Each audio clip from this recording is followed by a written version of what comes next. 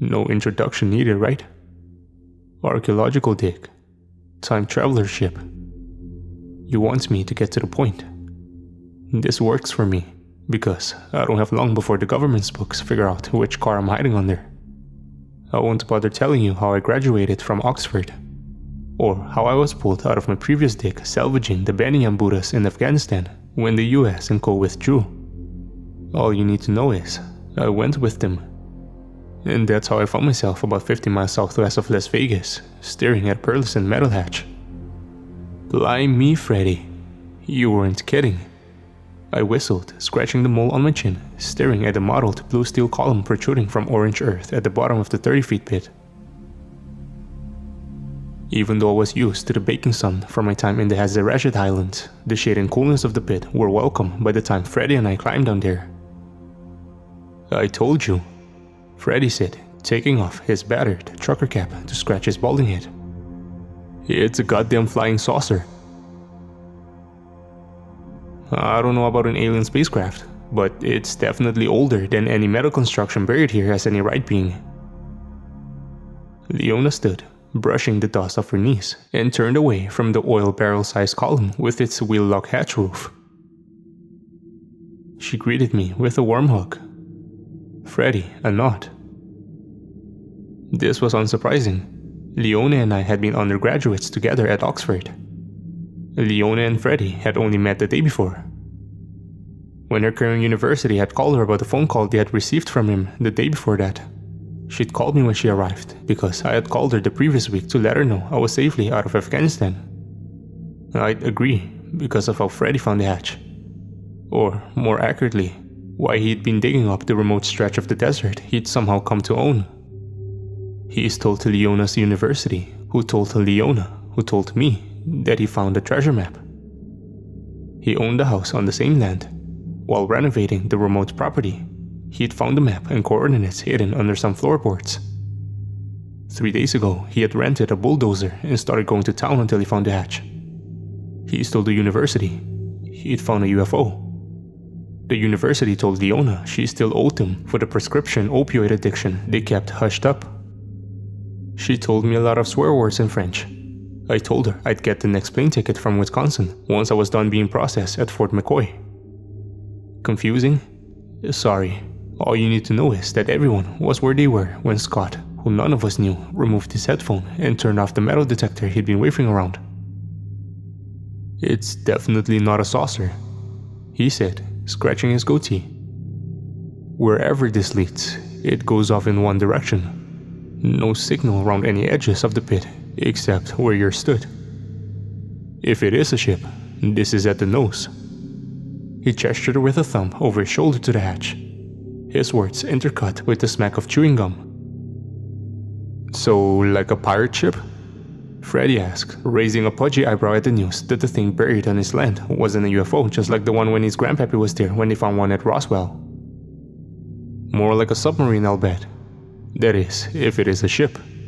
It's probably just a bunker left here by some prepper during the Cold War. A bunker that's over 5,000 years old? Leona had her hands on her hips, graying-haired face, incredulous. I've seen a lot of buried metal. I don't know what this thing is made of, but it looks like steel. Do you know how long steel takes to rust when it's buried somewhere dry as the desert? Seigneur, sauve-moi de cet imbécile. I couldn't see Scott's eyes behind the sunglasses, but I know they looked sheepish.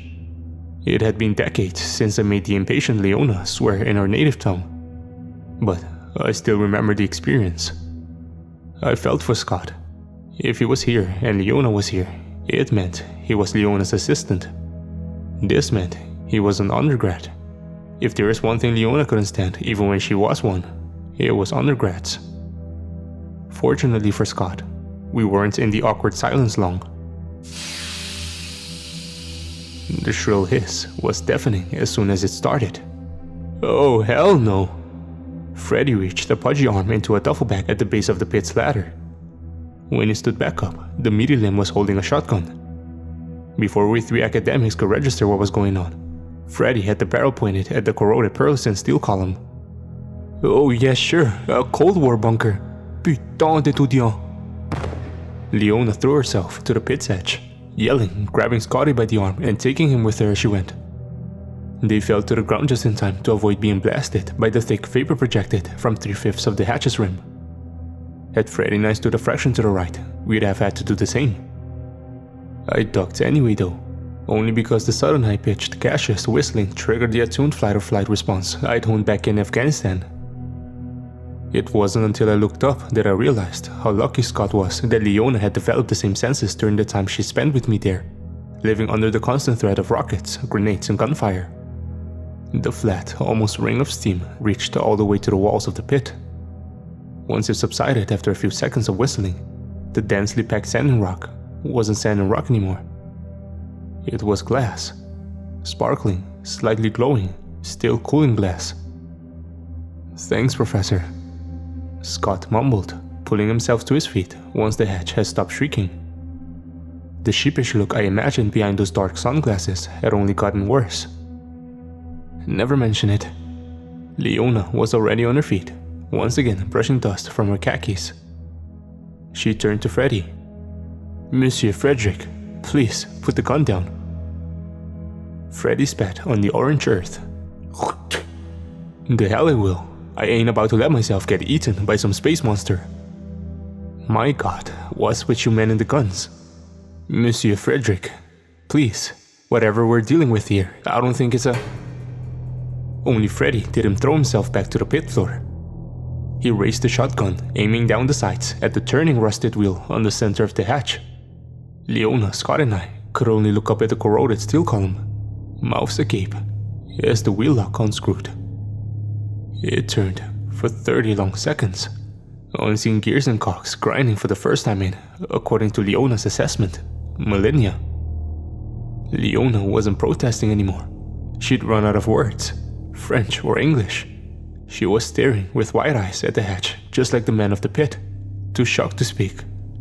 She didn't even have the words when there was a second loud thunk, followed by a loud creaking. The fiery archaeology professor was silent even as the rusted circular plate started to open on its thick ancient hinges. She didn't need words when it clanged fully open with a last energetic swing though. None of us did. We were too busy screaming. That's when I learned Freddy wasn't a man who messed around. I heard the click of him readying his weapon the instant the two sets of rubber-covered fingers appeared on the rim. He grunted in unison with the top of a helmeted head emerging. He'd already fired before I got the chance to take in any details of the figure pulling itself out of the hole. "What in God's name's wrong with you? You fucking American!" We unarmed three screamed again. We heard the distant metallic thump of the headless body hitting the bottom of the shaft within the pit. But not before we had time to wipe blood and glass from our shocked faces. "See?" Freddy yelled with a grin, staring around at the massive bone, glass, gore and plastic on the opposite wall. "I told you nerds, it was a UFO. I told you there'd be a space monster." This blood tastes really human for a space monster." Scott was still laying on the floor, spitting dramatically and wiping flecks of splatter from his goatee. "What? I'm just saying what we're all thinking," he added when he saw Leona and I's horrified expressions. I couldn't argue with him though. If you're screaming while in the presence of someone getting shot with a shotgun at point-blank range, chances are you're going to get some blood in your mouth. I recognized the coppery tang on my tongue though. I also couldn't shake the knowledge that the chances of an alien having fingers and hands shaped exactly like a human being were astronomically slim. We couldn't stop Freddy going down the hole, though we did try. We followed him, of course. Leona and I weren't about to let whatever lay inside this, whatever it was, be claimed by a redneck with a bloodlust for aliens. Scott came too, but he didn't have a choice, because when he protested, Leona swore at him in French, and that was the end of that.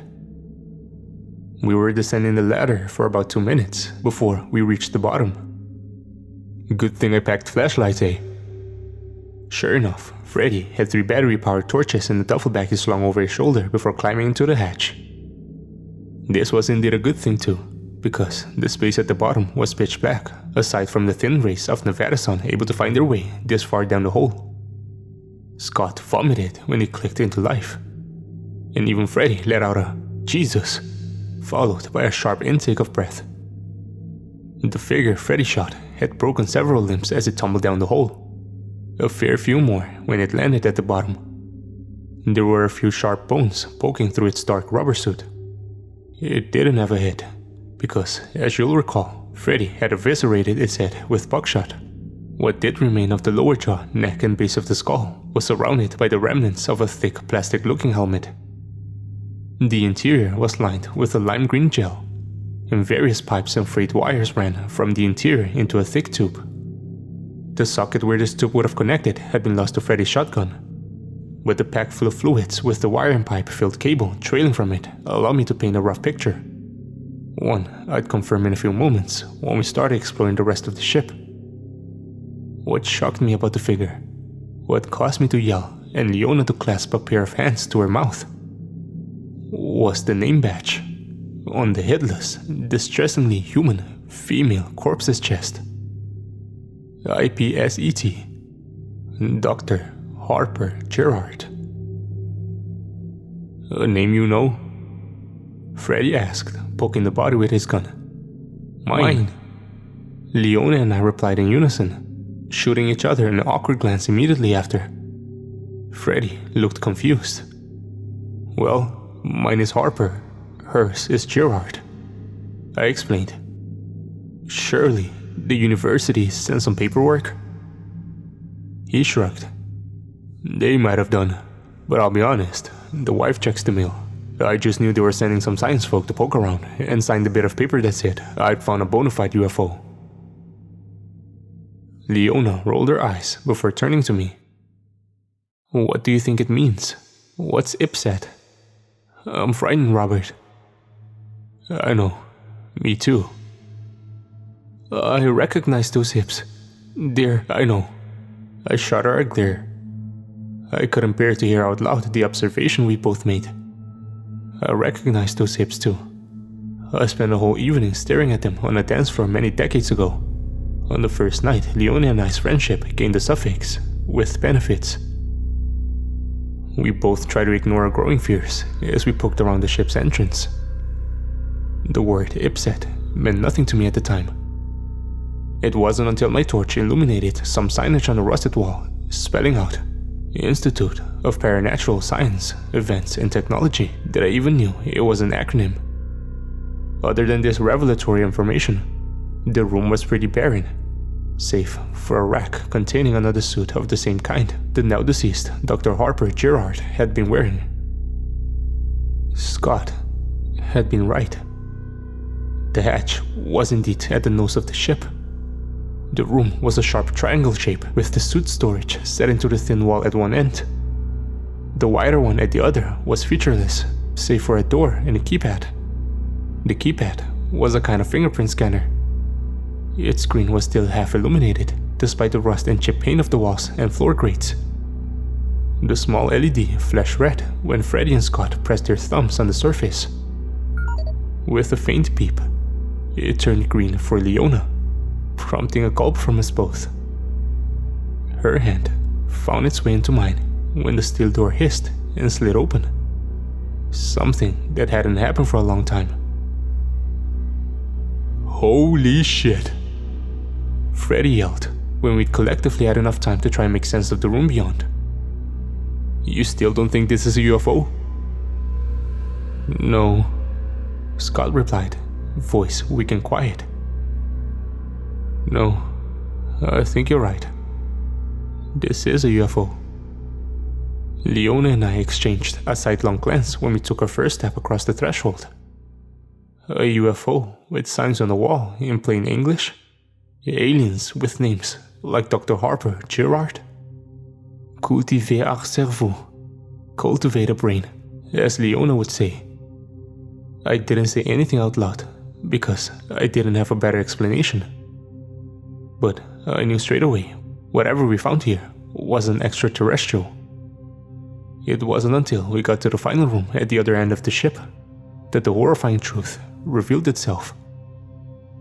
The vast chamber we found before us only created further questions for us to torture ourselves with in the interim. It goes without saying that none of my knowledge of ancient civilizations was helpful. I'd stopped relying on prior experience the moment I saw the hatch. In this region of North America, you expect to be excavating lost CO.AG and Panamite holy sites, not ancient steel vessels that are somehow both rusted and more technologically advanced than anything you've ever seen. The middle section of the ship was mostly used as some kind of storage bay from the looks of things. This much we could work out. It doesn't take a genius to recognize stacked crates no matter how unfamiliar the plastic-like material they're made from looks. We were walking between stacks of dark red crates for about 5 minutes when we emerged in the clearing we'd spied from back at the doorway, only because of the dancing and swirling lights above it on the distant ceiling. The heart of the ship was unlike any engine I've seen. Our torches were unnecessary. The hundreds of clear tubes sprouting from the floor-ceiling vat that made up the bulk of the engine's body were filled with a luminescent green liquid. It cast the engine in an emerald glow, carving out the array of components and mechanisms whose purposes I couldn't fathom with eerie chlorophyllc highlights. I could guess the purpose of the bulbous dome set in the base of the vat though. You don't need a doctorate in esoteric engineering to work out the meaning of power level 2%. It was a battery. And thanks to a glass viewing port on the dome's face, I could see from where the ship drew its power. I could see it, but I'm not sure I could believe it. I'm still not sure I want to. There was a man inside. A man wearing a mottled blue mask of the same pearlescent metal as the hatch. A man suspended in clear, bubbling liquid, connected to the engine by the glowing tubes that ran from it into the hidden ducts in the ship's ceiling. A man that, as we could hear even through the thick glass and blue steel mask, was screaming. I couldn't tell you how old he was. That's why all 4 of us started screaming with him when we saw him. His age kept changing. He was flickering, phasing in and out of existence every few seconds as we watched, at completely random intervals. When we arrived, his body was ancient, wizened, and wrinkled and thin. Then he'd flickered like his body was disrupted by static on an old television set. When he emerged, he was middle-aged, only a year or so younger than Leona and me. In the next flicker, he was a baby, then in his 20s, then a child, then on the cusp of puberty. My God. Freddy was so taken aback, he actually lowered the barrel of his shotgun. Scott was somewhere off in the shadows, being sick again.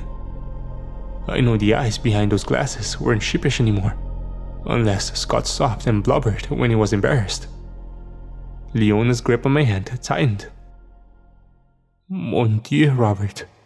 We have to help that poor soul. Help me find a door. I don't think there is a door, I replied, mouth dry. Don't touch it. We don't know what it is. I pulled her back towards me, stopping her from rushing to the shrieking man, boy, and baby with tubes painfully grafted to his back. Aside from the pearlescent blue steel mask, they were the only thing in the battery tank that didn't shimmer or flicker. Just the poor man, boy, baby, and his wretched, twisted body. Unfortunately, I wasn't close enough to stop Freddy. Son of a bitch, we've got to get him out of there. Before any of us could stop him, he dropped the shotgun and was feeling around the rim of the viewing glass for a hatch or mechanism to open it. He was hammering on the flashing power level 2% screen when the alarm started going off. Alert. Non-classified personnel detected. Mission compromised. Flushing remaining distemporal assets. Flushing non-classified personnel. The darkness around us was pierced now with red as well as emerald lighting. A shrill ringing blasted from hidden speakers, competing with the repeating security message to see which could deafen us first. Even Scott had to stop puking to ram his finger in his ears. I felt Leona's grip leave mine, though I'm not sure who let go of who. From somewhere up ahead in the darkness, from the depths of the ship we hadn't yet explored, I could hear a man's scream, even above the din. Because of what happened to Freddy and Scott, my own screams soon joined his. As soon as the message had repeated itself twice, Dozens of needle-thin hooks on string-like steel cable shot up from the floor around both of them. They both yelled as the miniature barbed grapples found purchase on their skin. My ears screamed when I had to take my hands off them, but if I hadn't, I couldn't have held Leona back when the cables retracted. I'll never forget Freddy's face when the dozens of hooks snapped back into the floor. I'll never forget his screams as the barbs took lumps of his flesh with them. What will haunt me more is Scott's tears. The way I could see him mouthing for his mom, even after one of the pneumatic micro-harpoons tore his bottom lip clean from his face, leaving teeth, gums, and jawbone exposed for display. The second wave of hooks followed the first, and just as quickly flayed whole sections of Freddy and Scott. By the time the rapid-fire onslaught of barbs and cables was finished, I was sobbing, backed into a corner with Leona trying her hardest to bury herself forever in my chest. The ship's defense mechanism worked through both men like a school of piranha, turning them from men to a cloud of red mist to slack-jawed glistening skeletons in a few short minutes. The hooks didn't stop there though. They continued shooting and digging, slicing and crushing bones until nothing at all remained of the Americans in our party. Non-classified personnel flushed. Remaining distemporal assets flushed. Mission compromised. Breach report filed. Contemporary upset pickup initiated. The new message repeated as loudly as the first. But at least, the alarm had stopped. Neither one of us was in much of a state to appreciate that though. I was too busy crying like a bullied child. Leona was too busy jabbering nonsense in French. Somehow, one of us managed to compose ourselves, and then the other. I don't know which was which. I do know it was Leona that pointed out the scream from deeper in the ship. I was the one who wanted to run and never come back, and she was the one who won that argument. So it was. We found ourselves, after another 5 minutes, walking between more rows of dark red crates at a second floor. I think somehow I knew even then what would happen when I put my thumb to it. Because I didn't jump as much as Leona did. It was still enough to make me yelp though.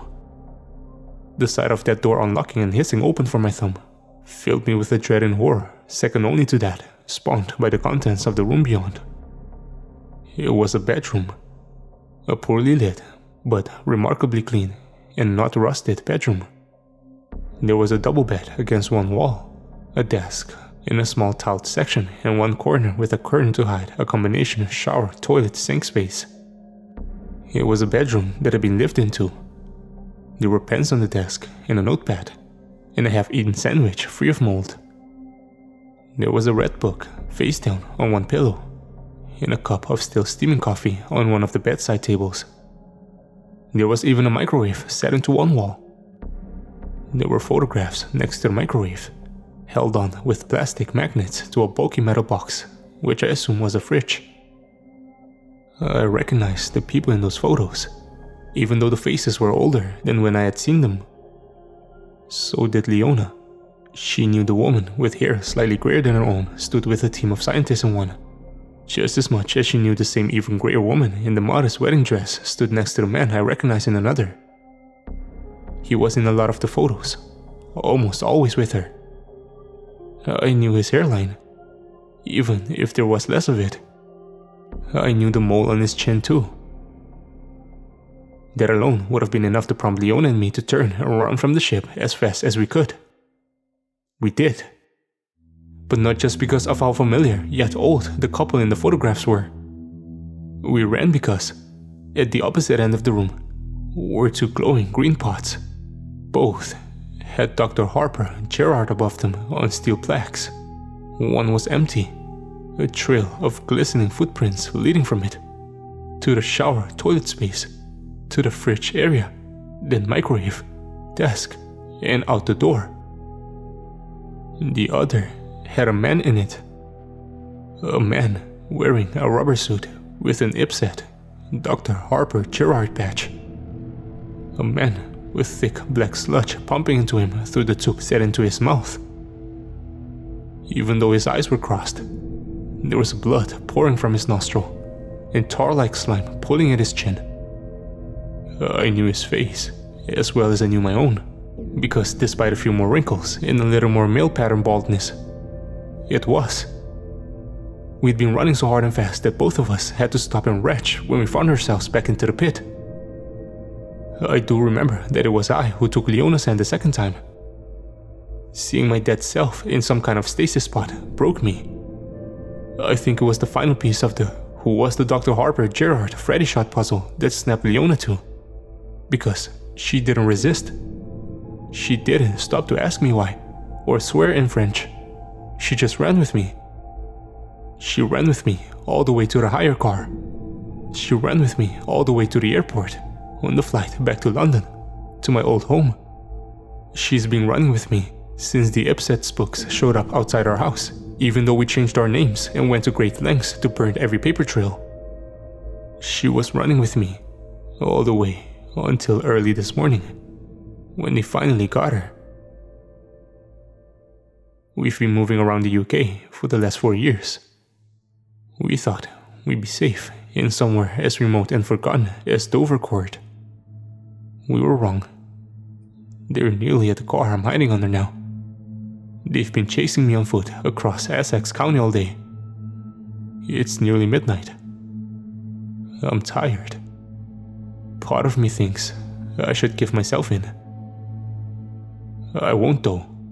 They keep saying they just want to talk, to ask a couple questions about what we've seen in Nevada. They keep telling me that Leona is safe. I believe them, but I'm still not going.